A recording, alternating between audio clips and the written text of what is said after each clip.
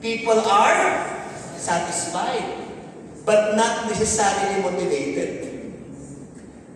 If absent, people are more likely to be.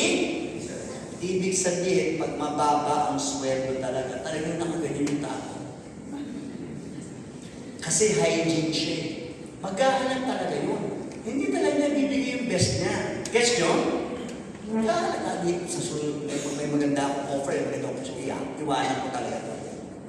But it also means if you pay people, if present, people are not necessarily motivated.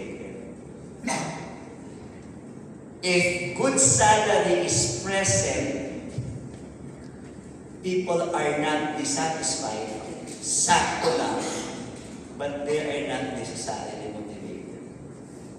The motivation starts above. Anong tawag?